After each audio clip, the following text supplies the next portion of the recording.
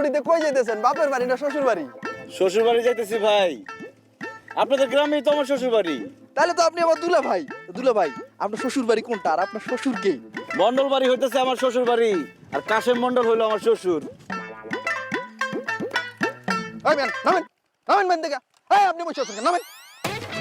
বুঝলাম না, আমার শ্বশুরের নাম শোনার সাথে সাথে আপনি খারাপ ব্যবহার করতেছেন কেন?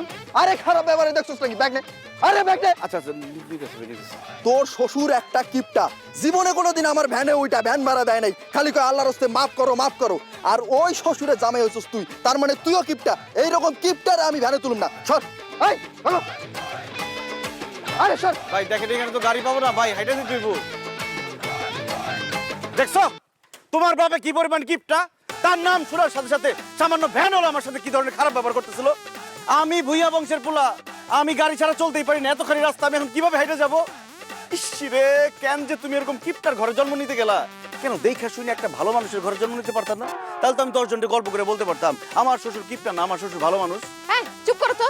তুমি তো জানোই আমার বাপে কিপটা, তাই আমাকে বাড়ি চাইতেছো কে? যাইতাছি কারণ আমি সিদ্ধান্ত নিছি এবার ঈদ করবো শ্বশুর বাড়ি।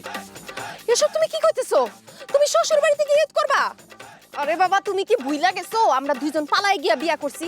আমার বাপে তো তোমারে দুই চোখে দেখতে পারে না, সে তো তোমারে জামাই হিসেবে মাইন নাই। তুমি যে আমগো বাড়িতে যাইতেছো এটাই তো বেশি। এখন যদি সে শোনে তুমি ওখানে যাই ঈদ করবা, তাইলে তোমারে লাঠি দিয়া পিটায় বাড়িতে বাইর করবো। তোমার আব্বা আমার লাঠি দিয়ে পিটায় বাড়ির থেকে বাইর করলে আমার শাশুড়ি তার ঝাড়ু দিয়ে পিটায় বাড়ির থেকে বাইর করবো। কারণ আমার শ্বশুর আমার জামাই হিসেবে মাইনা না দিতে পারে, কিন্তু আমার শাশুড়ি আমার ঠিকই জামাই হিসেবে মাইনা নিচ্ছে। আমার শ্বশুরের আদরের কোনো দরকার নাই, আমার শাশুড়ির আদর হলে চলবে। দেখো বিয়া